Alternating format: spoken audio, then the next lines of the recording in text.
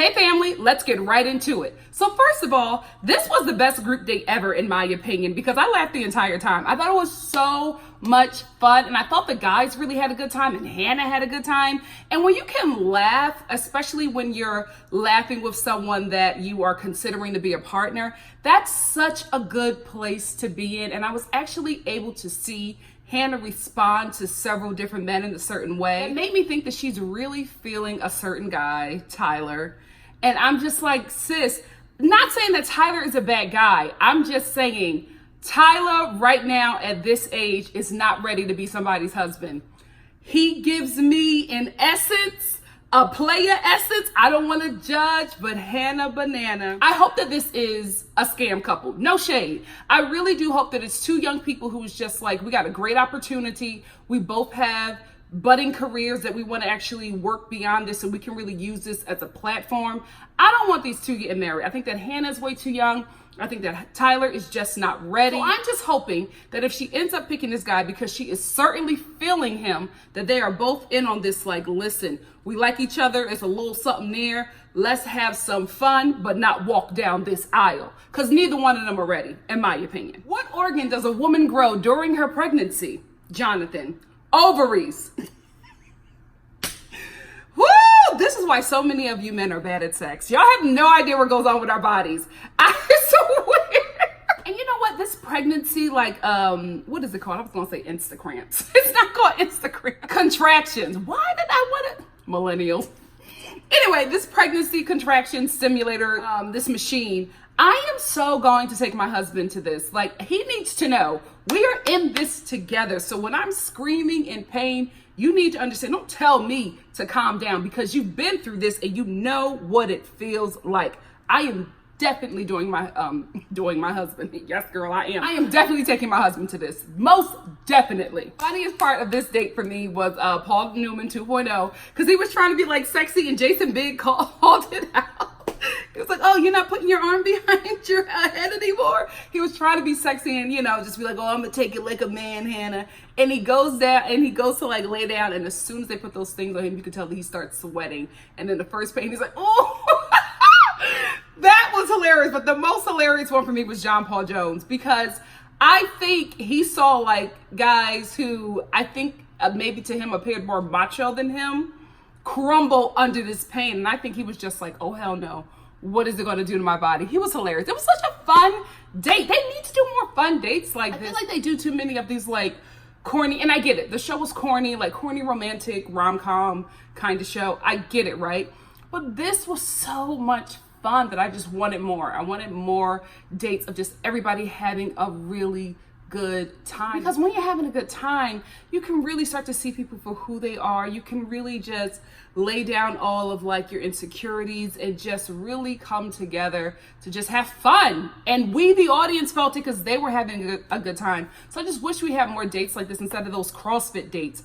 Every freaking season, we're on like these CrossFit dates where they're like running with barrels of hay or like jumping over tires or throwing axes. Like, what is this? Like, who is picking this stuff? Whoever picked this like pregnancy stimulator date, keep them. They did a really good job because this was really fun to watch. We get to the second part of the group date and Mike and Hannah sit down and he starts expressing to her something really serious that I think took him a really hard time to like get through, because just to say that, I was just like, I don't know if you need to say that, but he felt like he needed to say that because that brought up something in him. The pregnancy simulator date brought up something in him, and I applauded him for that because that's really hard to talk about. And you know what, guys, we don't talk about it enough, how men feel when they lose a child as well.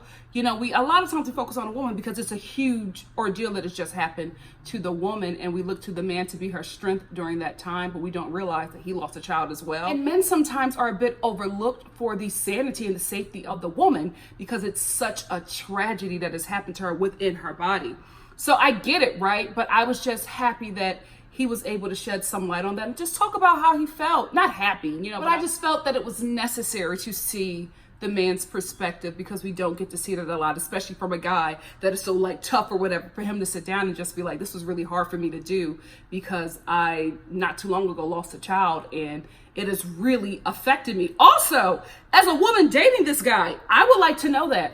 I would like to know that this has brought on some type of emotional feeling, and it's something that you're still dealing with, so that I know how to move forward in this relationship, because I know that's a really sensitive topic for you, or a sensitive space for you to be in. So I know when you're reacting a certain way or a certain way to certain things, I can know why. So I thought that was so big of him and so appropriate for him to talk about it. And I just really like that moment. And then we get to ABC Cam. Like Cam, I think Cam played his cards too early. I think he would have stayed a bit longer if he didn't just go so full force so early in the season. I think with the whole disrupting guys, because it got a reaction out of the guys the last time on the group date, I think he was trying to do that again, but he did it too much and with the wrong person, because he kept on interrupting Mike and Hannah when Mike is like pouring out his heart to her. And here goes Cam, I have something really important. He keeps on coming in every 5 seconds, and Mike is like, "What, I'm done." Can I just say, that was really sexy. When he was just like, "I'll come get you when I'm done talking to her. Go back out. I'll find you." I was like, yes. Because every woman wants a protector. I know Hannah was feeling very awkward because of Cam, but she ain't moved from that position with Mike. She was real comfy with him. And I was just like, Mike got a shot. Okay. Not hometowns, though. I don't think he's making it to hometown, guys. Do you think that he's making it to hometowns? I don't know. I think he's going to get cut right before hometowns. If he does make it to hometowns, he's getting cut first. And real quick, before we move on, can we talk about this kiss with Mike? I was like, Alabama Hannah, can you do this? She was all in. I think she was a little apprehensive at first because Mike just came out of nowhere. And I don't think she was apprehensive because he was black. I think she was apprehensive because they were talking about something really serious. And then he went in for a kiss. I would have felt the same way, because I felt that same way when he went in for the kiss. I was just like, oh, this is something so deep and tragic, but oh, let's make out. So I didn't think that that was the appropriate time for the kiss, but I felt like he felt like he needed to do that to continue on, because I just didn't think that was the space for the kiss. What did you guys think? When he went in, I did the same thing Hannah did. I was like, but I wouldn't turn him down. I would have been like, oh my gosh, okay, let's go. I love being a woman. So after Hannah sits down with Mike, Mike goes out and he tells all the dudes what Cam was doing. So the guys are already pissed with Cam because he did this before on the last group date. So Jonathan, out of all the guys, I would have never thought that he would have been the guy. So when Mike left, he let Cam come in and sit down and talk to Hannah about Lord knows what. He was talking to her about absolutely nothing, okay? So Jonathan comes in and he's just like, I want to spend some time with her, so come on, let's go. And I'm like, Jonathan, who is this man? He's like, no, I want to talk to her. Excuse me. And Cam was like, no, he's like, no, it's okay. And he starts to like get Cam up so that he could sit down and talk to Hannah. The only person I felt bad for in this situation was Hannah, because it was just such an awkward position to be in. She was just like, I felt her. But Jonathan like somehow gets Cam out and he sits down, he talks to Hannah, and he's like, hey, what's up? I was like, Jonathan, I would have never expected this from Jonathan. And then I was like, you know what? This is how we get pregnant by corny dudes, because they do something so unexpected and it catches you off guard. And the next thing you know, you're like 6 months pregnant. Like, how in the hell did I get pregnant by Ben Carson? Like, what happened? So then after Jonathan has this little one-on-one with Hannah, he comes back and sits down amongst the guys right as Cam is talking about him. And they just have this awkward moment where Cam is just like staring at him. And Jonathan is like, is there anything that you want to say? Cam's like, no, just staring at him all weird. And then out of nowhere, John Paul Jones is like, you guys want some chicken nuggets? I really like this season. I am having such a good time. If you can make me laugh, make me have like a ooh girl moment, or make me have like a like all of these emotions in one episode, that's a really good show. That's a really good season. I have not felt this way about The Bachelor or The Bachelorette for the last 2 seasons. So to have this kind of breath of fresh air, this just like fun, maybe it's the age of everybody. I think because everybody's like really young and just like immature and not as refined when you get older. I think when you get older, you're really careful about the decisions that you make, especially on national TV. When you get a younger cast who is just like fame hungry, sad to say, they do just whatever, you know what I mean? And then later they regret it. But right now, it's good TV. Thanks, kids. Oh my gosh, Hannah is just swooning with Tyler. Sis, leave Paul Newman 2.0 alone. Do not be this man's first class ticket to stardom. But you will be, won't you? Because you know what? At 23, a Tyler would have got me, even though I knew he would have got me, especially when he had her grabbing his butt. I was just like, boy, you better stop playing with me. Because I would have did it. Even now, good and grown, I would have grabbed that tight. You know what? Let me stop. So my baby Connor gets the one-on-one date with Hannah, but Hannah cannot fulfill the one-on-one date because she has gotten mono. I don't care what they say. I don't care that they said that she has passed out and she's just dehydrated. Hannah got mono. You over here kissing all these random dudes. We don't know none of their hygiene and you are tonguing these dudes down. Sis, you got mono. Remember in high school when mono was the whole disease?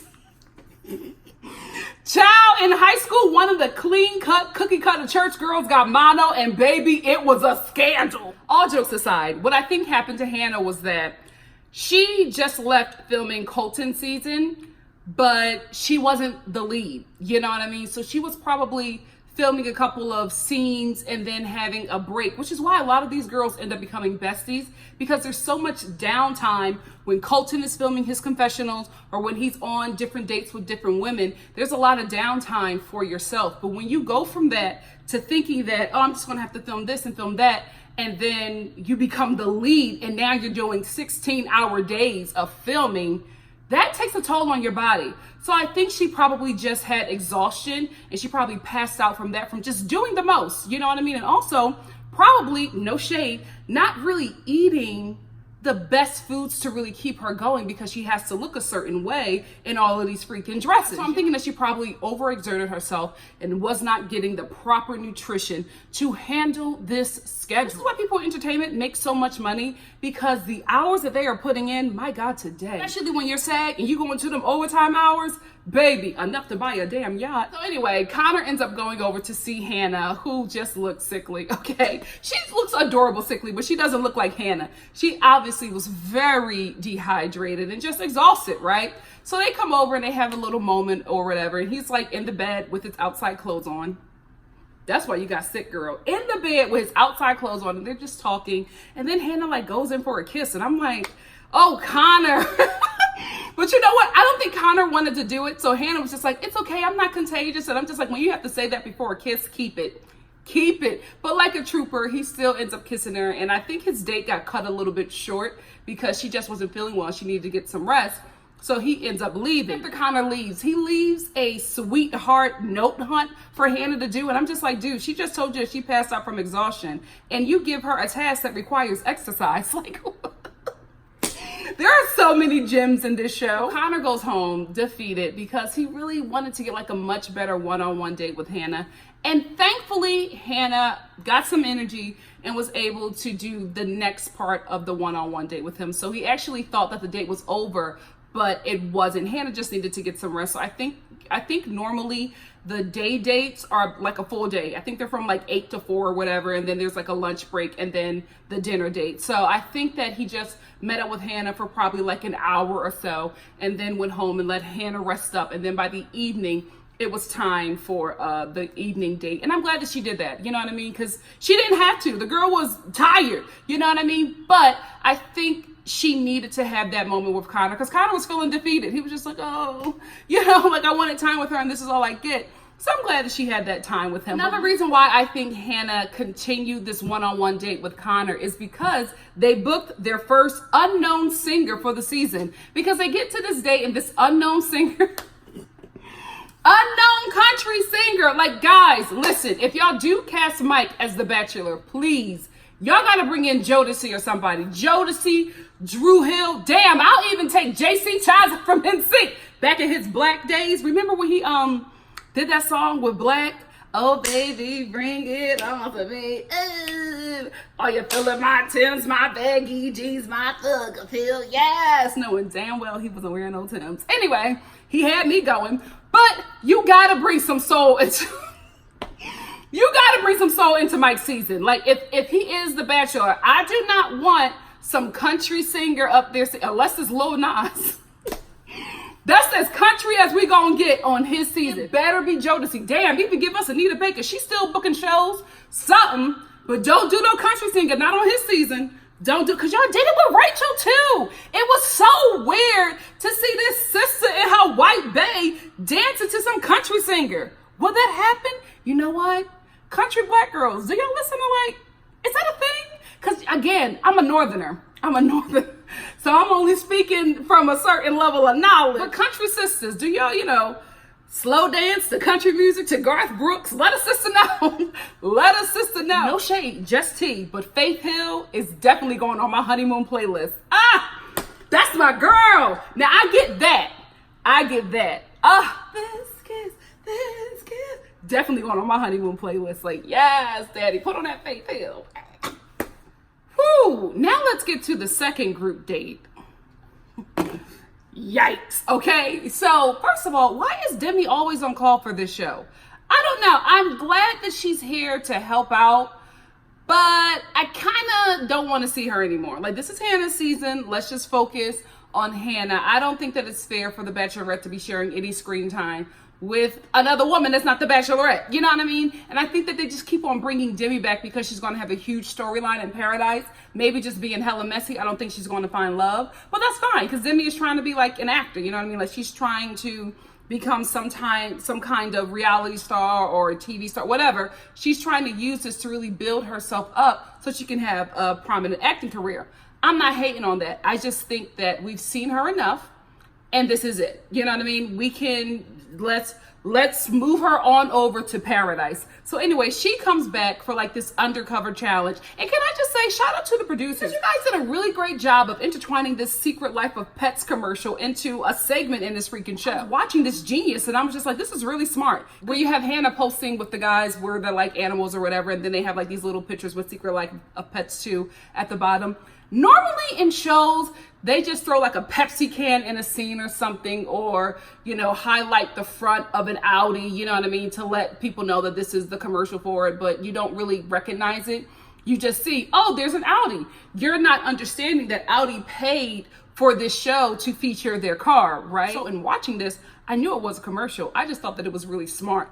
And for this segment to be this long, The Secret Life of Pets 2 paid a pretty damn penny, because this commercial was a good 6 or 7 minutes. So, is that a Disney movie?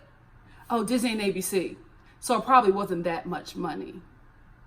But they paid something nice, because that was a 7-minute long commercial. Word. Luke P, also known as Juice Jesus, his crazy is starting to unravel, because he is getting jealous that Hannah is spending time with other guys on a group date.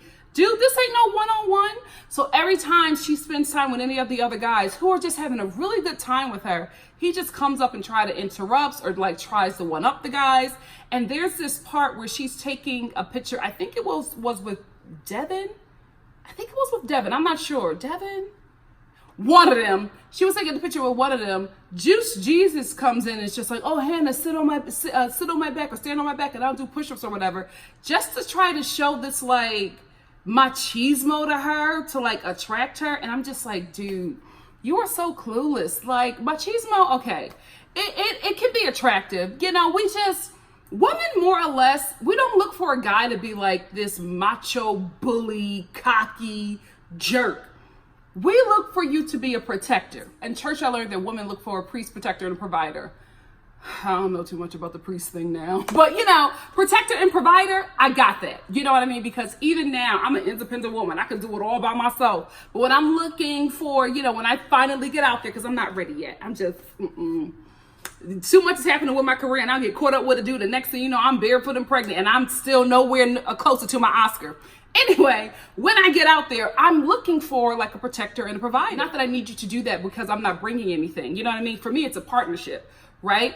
But I want to make sure that if I'm making a certain amount of money, that you can match that. You know what I mean? Or top it. Even better. I don't want to be in a position where I'm in love, but I'm struggling. No, we're not 18, okay? Not at this big and grown age am I going to be struggling with a dude, period, right?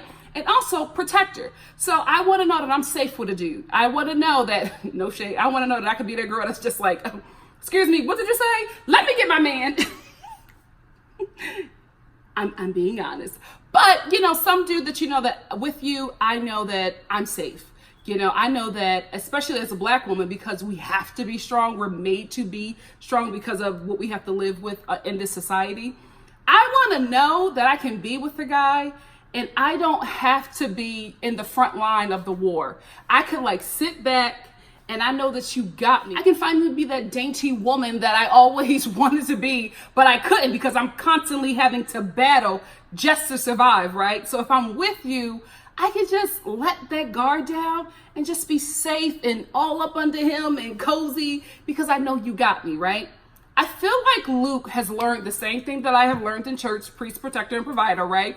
Learned those same things, and he has just taken it to a ridiculous level because the whole stand on my back while I do push-ups, that's not working on no woman in 2019. You know, no woman with a sound mind would find that attractive because it's so clearly obvious what you're doing. You know what I mean? You're marking your territory, and we are not a territory to be marked, okay? We're a gym to be adored. So at that moment, he starts to get under Hannah's skin because it's just uncomfortable for her. It's so uncomfortable for her because she can clearly see what he's doing. Before I move on, this bedazzled rainbow tracksuit that Hannah had on, you guys are the best detectives I could ever ask for. If you know where that jumpsuit is from, where that tracksuit is from, please let me know in the comment section below because I could not take my eyes off of that. And Hannah was feeling herself in that too. That was really cute. Moving on. So while Juice Jesus is marking his territory, Hannah's getting uncomfortable and she starts to, you know, walk away because she has to change, because she has to take a picture with another guy, right? He goes, oh, well, I'll follow you. And she's like, that's okay. While he's saying that he'll follow her, he has like a dog that is not cooperating with him. He's like dragging the dog, wrapping the dog around his arms and following Hannah. And she's like, it's okay, chill. I can go and do it by myself. You don't need to. She wants a break from this dude. It's been like 2 days and he is already suffocating her. He is a stage 4 clinger. Hannah, sis, you gotta see it now. After this episode, the only reason why she's keeping him around is for the producers. That has to be it because she was so annoyed and disgusted by this dude this episode. And he stayed, and I think it's because the producers were like, he is about to unravel. This is going to be good TV. Keep him on, honey. Don't, you know, get too intimate with him anymore now because he's starting to get attached. Keep him at bay. Keep on giving him the rose and watch this dude crack because that is going to sell your season. And they're right. We all tuned in for that. Excuse me? You don't own me. Guess what? I still had sex and Jesus loves me. We know who that is. We know who she talking to. After this segment of the date, we go to the group date where they have dinner or whatever, and they're doing like the group date, like mini cocktail party or whatever. So all the guys are going back and forth to talk to Hannah, and Hannah actually has some words with Luke. Can I tell you guys? He didn't like that. Juice Jesus was pissed. The way he looked at her when she had to check him, I'm just like, he's no good. He's no good because he did not like her telling him that what he did was not okay. And she was just like, listen, I like you. She said it in the kindest way. Just chill out. It's okay. In the kindest way, she was telling this dude that what he was doing was not appropriate. And I hate that. Because as women, we have to talk to men a certain way just so we won't die. So I felt in that situation, Hannah was just like trying to like appease the beast. And I hated that because that is what we have to do because men are being taught so terribly how to just treat women that for us, our relationships with them, a part of it is freaking survival. So I know I have to talk to you a certain way because you might pop off and that is okay because our society allows it and says, oh, he's just being a man. So anyway, she's telling him to like, you know, just chill out. It's fine or whatever. That doesn't help him, right? So he just goes cuckoo for Cocoa Puffs. And every time while she's sitting down having her one-on-ones, he comes in and she's like, okay, like he doesn't listen to that. And now he's over here acting like she didn't tell him to chill out. He's acting like the conversation never happened, like something just switched in him and he was just like, hey. And I'm like, you were just about to go bananas when she was telling you to chill out. Now you're acting like that conversation never happened and you're approaching her like you guys are all good. This is not healthy. This is not healthy. It's good TV, but it ain't healthy. I would not want to be in that situation because every woman knows that guy. Every woman knows that guy that's just like, you thought it was good, you and him were having a good time, and then you realize something wasn't working out, and then next thing you know, it goes from being, oh, this could be the one, to, oh my gosh, I'm terrified. I felt really sad for Hannah in that moment because it was, I know they had to keep him for the show, but I just wouldn't want to be in that position. It's a horrible position to be in when you're dealing with a guy who you know is probably not stable and won't take rejection well, and you know you're going to have to be the one to reject him. Who wants to be in that situation? Not me. So even though she has told him to chill out, told him she'll talk to him when she's ready, he still does not heed to that. He's now blocking the door, taking out his anger with Hannah, checking him on the other men. And the guys are sitting here like, this is wrong. Like, something is wrong with this dude. Like, they're sitting there looking at the producers like, are y'all gonna help us? Like, he's not well. He's coming out doing this. You guys, like, what is going on? So finally, Hannah comes out and sees that he's blocking the entrance. So men can't get in because he's blocking the entrance. He's waiting. As soon as somebody else comes out, he wants to run in there. So she comes out and she says, listen, I want to call my own shots. Another time she had to talk to this dude in the same freaking day. I want to call my own shots. And he's like, and I'm looking at his eyes and I'm just like, oh my gosh, I hope y'all got security on set. Because it was cuckoo for Cocoa Puffs. He cannot hear her. Anytime she has to check him, he gets so angry, but you can tell that he knows that he has to tone it down, that she can't see that part of him or she won't stay. So you can see him wanting to like rage, but he can't. So he's like, in his mind, his eyes are like telling the whole story. And I'm like, this dude is not safe. So now Juice Jesus, who said that he was in love with Hannah, is now threatening to leave the show because a woman that he is interested in checked him. You see what I'm saying? Church girls, young church girls, are y'all watching this? Are you watching this man's behavior? Watch it, check it, take notes, take notes. So now all of a sudden, because she told him one thing that she did not like or how to approach her and respect her, basically she said to him, this is how I want to be treated. Now he's upset. Now he wants to leave the show. He's not in love with her anymore. Like all of these things, and he just switched up that quick and got all these negative things to say about Hannah. Gosh, the church is raising these boys wrong. After all that crazy, we get a beautiful moment with Hannah and Pilot Peter. I love this. I love this moment. This was a guy who she knew was interested in her, who she felt safe with, who was very comfortable with her, who approached her in such a respectful manner. Like she just got lost in him. And I can understand why. They had a really great conversation. You could tell that there was chemistry. They were really vibing so much that homeboy picked her up. And when he picked her up, I was like, Pilot Peter, I knew you had it in you. I was like, yes, Hannah, because you know, ladies, y'all know when we get picked up, it's over. Ooh, that protector part, that's what we talking about. Can you pick me up? Yeah. Talk about the tailgate. So we have a tailgate and not a cocktail reception because Hannah's from Alabama. I'm telling you, Hollywood plays into so many stereotypes. Hollywood don't care who you are, black, white, gay, straight, tall, short. They gonna play into any stereotype for a good coin. So it's a tailgate party because Hannah's from Alabama. And so at this tailgate party, ABC Cam makes his whole speech about how he has something really important to tell Hannah, and he really needs to tell her this because he hasn't had time to connect with her. He just goes on and on and on and on and on.